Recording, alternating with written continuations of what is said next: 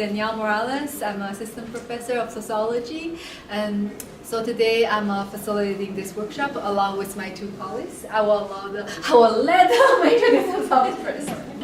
So I'm Adelina Ogin. I'm with the Biological Sciences, and I am an instructor for the Research Foundations course, Science 1301. And I'm Catherine Aguirre. I'm part of the REC, which is the Research Enrichment Corps of Building Scholars. Thank you. As you may or may not know, this will be our last mentoring workshops. And first, I want to thank you, the Center of Faculty Development and Leadership. We got this opportunity to be together to talk about mentoring because I feel for a long time, mentoring hasn't been the central focus at UTEP, and we have this, I think through those workshops, we build our community, and it's also our first time, our team first time to do it. We also learned a lot from everybody. And so today we're going to focus on mentoring philosophy. Please let me ask you first, have you ever had to write a mentoring philosophy? No? No, yeah, I remember when I was trying to apply for jobs, it's never like nobody have asked. We always have to do is research statement, teaching philosophy, never mentoring philosophy. But now I feel like actually it is and it will be very useful. Let's say when you apply for a job, a grant, or even scholarship, have that mentoring philosophy will be very, very useful. So today we'll give you more work, maybe to try to draft some mentoring philosophy here. And to start with, I'm going to give you this reflection worksheet.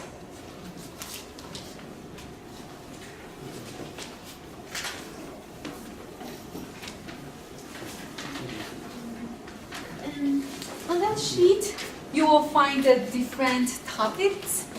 So hopefully those topics will give you or help you to start thinking about your own mentoring philosophy.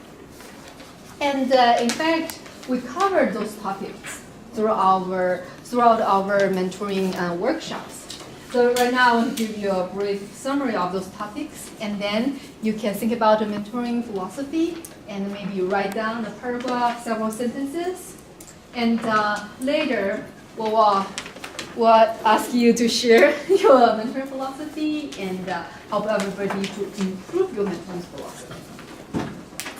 So the first, align expectations.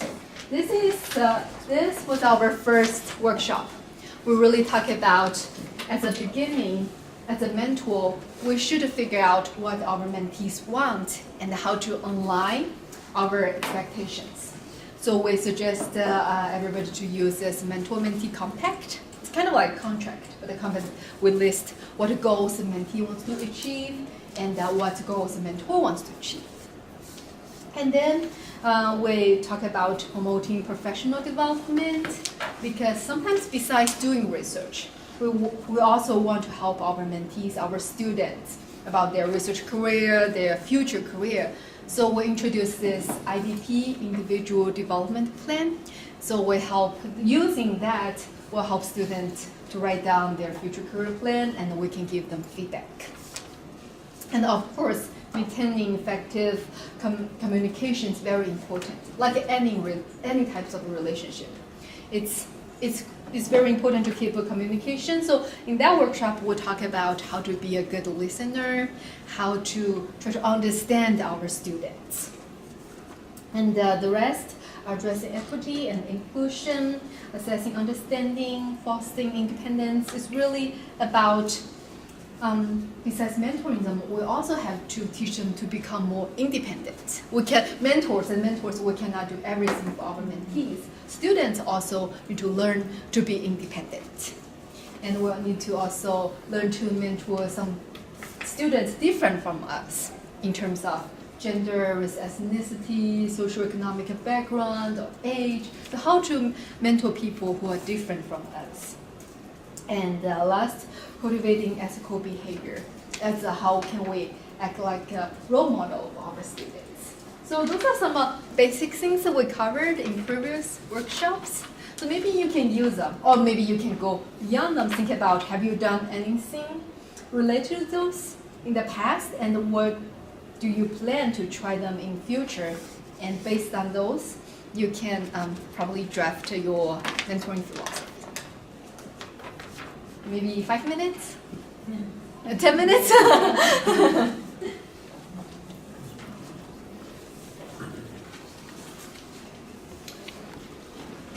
So it's ours, it's as if we're going to be working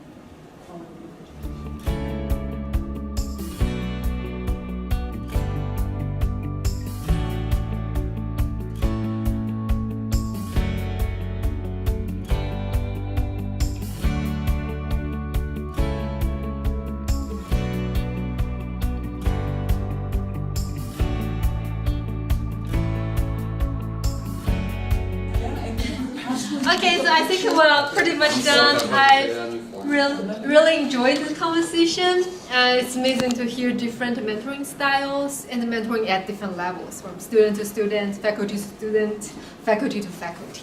So please save your mentoring philosophy a little bit. We're going to move to the next activity, and then for the third activity, we'll come back.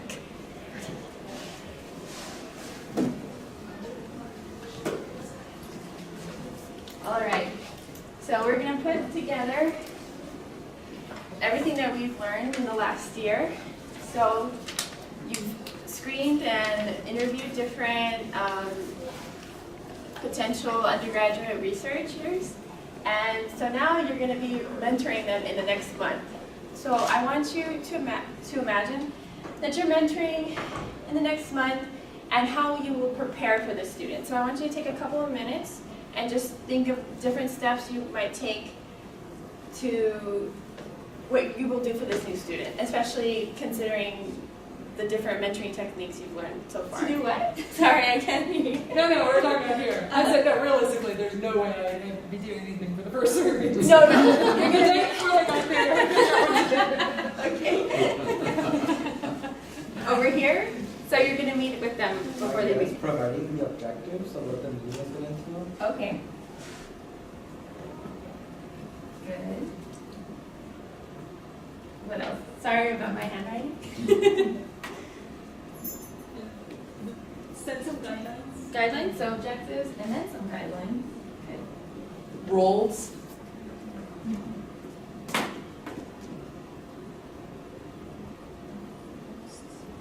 Maybe one more. I would ask them to set their own goals. Goals? Yeah. Good. But I don't know that I would be proactive enough to do it before they got there. But that would be the ideal to make them reflect before they got there. This is the ideal mentoring situation. Okay. And then, so what would you have them do within the first month? And this can be specific to your area, can be broad. What's shadowing? You have someone Shadowing? shadowing, training, development.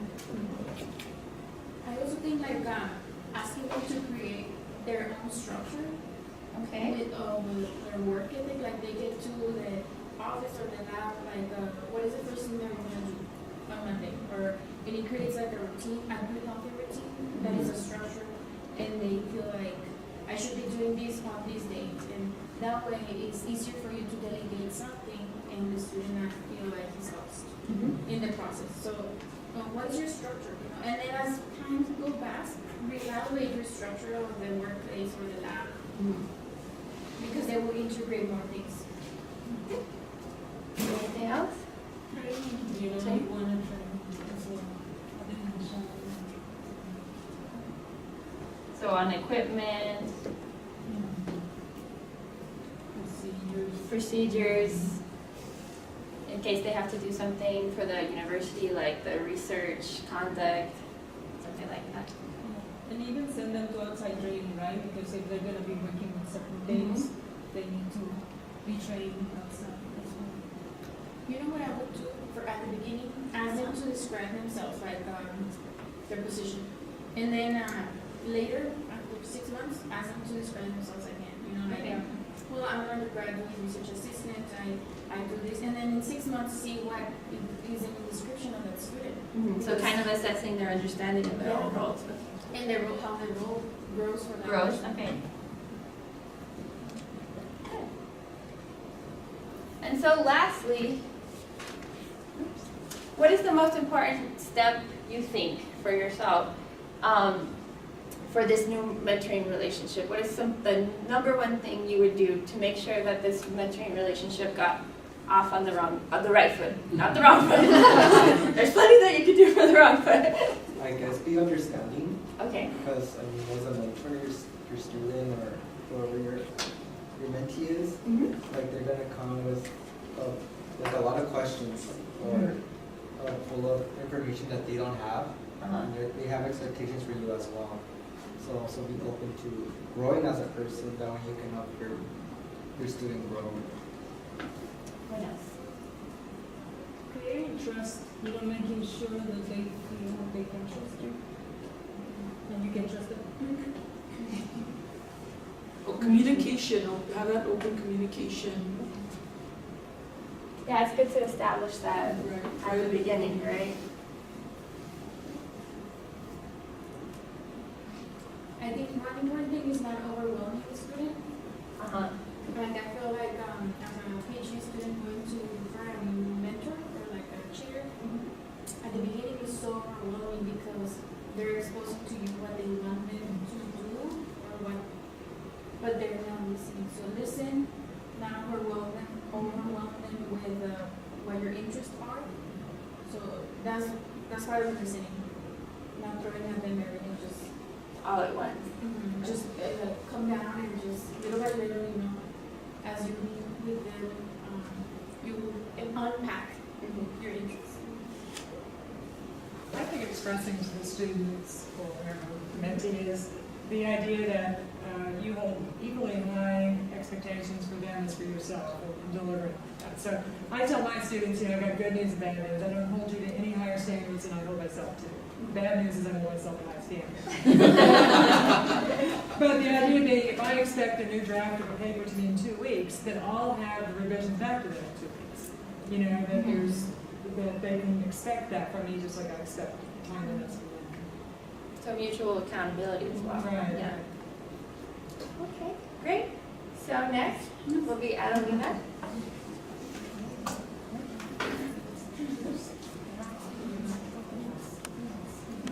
So, good afternoon.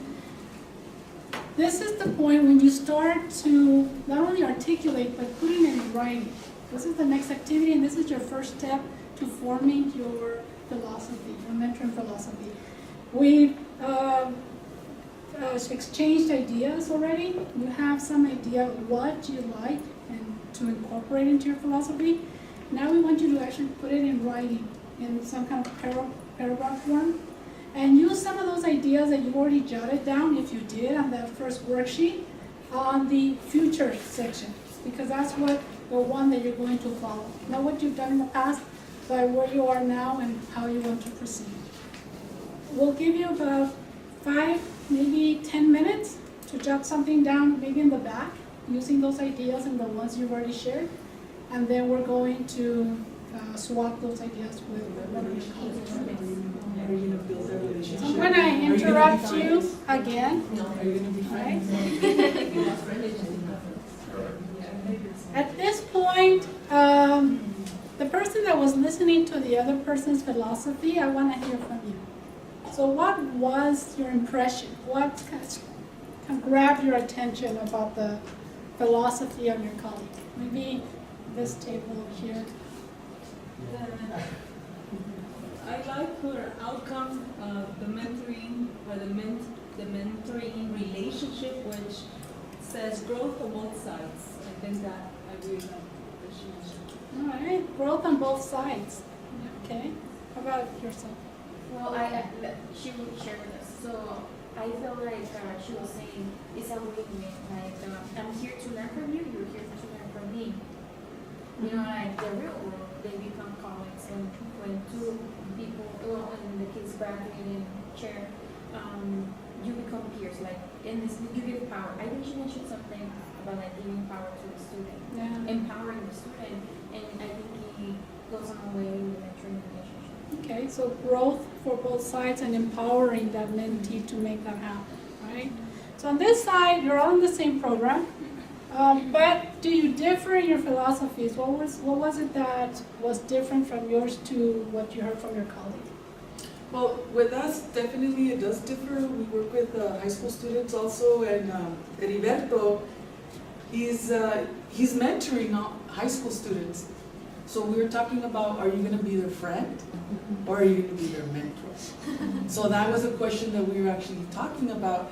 And he was telling us that he, as he was developing it, as a student development specialist, building those relationships, he had to put his foot down and say, you know what, you can't leave your stuff there, you need to take your stuff with you, no, you need to go to class. So again, building those boundaries with kids, with students. Boundaries. Boundaries, of course, because if not, they're gonna run all over him and they're not gonna go to class because he's gonna let him be there all day. So again, developing those relationships, being professional and saying, go to class, you have work to do. So again, and you see it, he first started with us as a graduate assistant and now he's a staff member. Okay. So we see the way he's developed as a mentor and now as even more of a staff member for our youth. So I haven't been around him for the past 2 weeks, but talking here at the table Mhm. and what he's shared, you can see that development, or I can hear it from him. That's really nice. How about someone else, perceptions of another colleague? Well, I'm gonna use him also as an example. Again, because they're so close at age, it's also, he's more relatable to the student as far as mentoring. Because he's also going to school for his master's, so, I mean, he deals with the same things, you know, using his study skills and so on, so, but at the same time, you know, so, that's the way that he does it, using, his experience, basically, on that. Basically, we come to the conclusion is that F-friendly, but not friends. Act friendly but not friends. That's a great quote. Friendly but not friendly. So how do we fit these ideas into this? Where on the scale of visionary and detail, from your perspective of the person that you were describing, fits into this? And this group, you work with large numbers of students, and you also work one-to-one. That's something that came up during the discussion. How does that fit into this group? This table, you work more one-on-one. How does this visionary to detail shooting philosophy be? What are your thoughts? I guess that for us is that we have a common objective as a whole, like as a team. But I think the detail part is how do we meet the needs of each individual student in our program. So the way we're going to cater to one student is going to be different from how we cater to one. But collectively, we have a set of objectives for all of our students. And that's been to enroll into post-secondary education. And so like, how do we get the students to enroll into their own career path or educational path, but like cater to their own set like path, you know? Yes, Yeah. yes. So I think philosophies need to be big, first and visionary.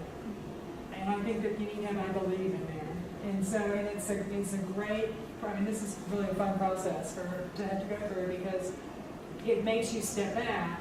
You have to figure out what do you believe about it, and then the details fall out from there. They may or may not belong in the philosophy round. So, to give you an example, I actually require my students, we get a cohort of students that stay with us for 9 semesters straight. So I'm with my students for 3 years. And their very first semester in graduate school, they're required to write learning philosophy. I have them reading it, and I don't call mine teaching philosophy, I call it teaching and learning philosophy because I believe I'm always a student and always a teacher. And they always start by saying how they study. Well, I'm a visual learner, so I do this, I do that, I do wording or whatever. And I'm like, no, that's not what I asked you. You're not your study strategies, but what's your belief about learning?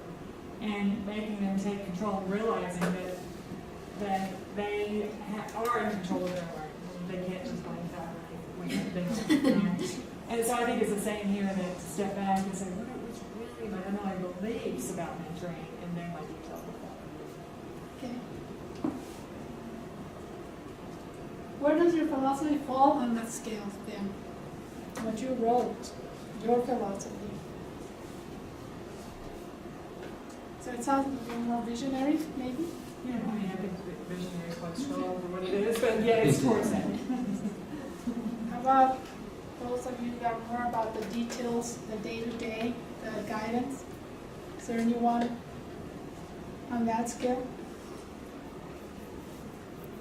Well, I think the mentoring philosophy, I also agree in thinking of it as a vision, because every day you do things towards a vision, but it's like everything. If you can reach it, then you have, it's too low, right? It has to be higher than what you want to accomplish. So if it's a philosophy, I believe it has to be a vision. And of course, the application of that vision, the actual mentoring, then that's when you go towards the details of how to accomplish the vision. And you're always working towards that vision. That's what you're saying. Within the details, it's towards that vision. Okay. How will you use your philosophy? To empower our students. Motivate, to empower, motivate. Encourage. How would they know this? Well, they'll know this when you guys sit down and talk to them. Once they meet me, they'll know. So yeah, it's all about carrying your philosophy where you go, and when the student talks to you, you talk to the student, you engage in conversation, the student will know the expectations by questioning and having dialogue. All right. Creating a dialogue with your mentee. So these philosophies that you started thinking about today, and you actually started to write them today. This is the first step. But what's next? Well, what's next is that this is a work in progress. You're going to continue to elaborate. You're going to continue thinking about what ideas maybe were missed today that you can add them later. Also, you mentioned that you're an educator, right? You teach. So these can be part of your teaching philosophy. You can incorporate them very easily. A lot of what I'm hearing has a lot to do with how the approach to teaching the students. And one of the best forms to maybe engage the student more is to have something in writing that they themselves can read the philosophy and commit to that philosophy. So it's something that they can have very early on in their role, whether it be in the laboratory as a student or someone that you're working with from the high schools. It doesn't matter who the mentee is, but something that they can read and start to understand where you're coming from and how you're trying to be their mentor. All right. So this last point is just as important as the philosophy you write for yourself, because a student may not know where they stand, and this introduces them in a form where it starts the communication between the two of you. When you have something in writing, you can start asking them, you can open up, you can start asking me questions about what you're reading there, what you understand, what you don't understand. All right? So I hope that these first words that you started putting on paper, they do develop into some nice philosophies and some contracts that you can share with your students. And this activity will conclude, but Janelle has another activity for you. No, there are no more activities. So this is the end of this workshop. It's also the end of the Mentoring Matters series. Again, thanks to the Center of Faculty Leadership Development to make that happen. At the beginning, when we were trying to provide this workshop, we were very nervous. We felt like, nobody's going to come, and we actually do not have that many of mentoring experience. But it's encouraging to see a lot of colleagues came to the workshops to talk, and we also learned from everybody. And so I think the biggest lesson I learned from the Mentoring Matters series is that we use the material provided by National Research Mentoring Network. It's very good curriculum, but I think it's kind of narrowed. It's really just focused on faculty mentoring undergrad students in a lab, in a very structured lab with faculty, postdoc, graduate, undergraduate. But when providing those workshops, and we start to realize actually at UTEP, mentoring should be boldly defined. We had folks come here talking about how to mentor early college high school students. Folks talking about mentoring high school students, talking about mentoring graduate students, mentoring undergraduate students, and faculty mentoring faculty. So it should, it's more than what we covered in those workshops.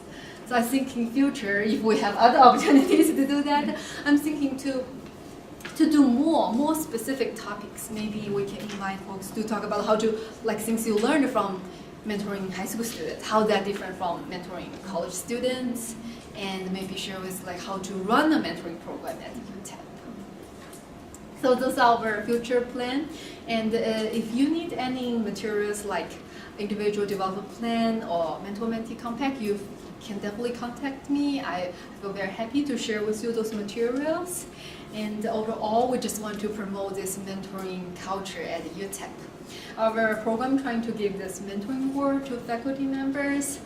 We try to encourage the university to take into account mentoring when it comes to promoting and tenure, take it into account mentoring. So we are looking for other opportunities, but if you're interested, feel free to contact us. Thank you very much.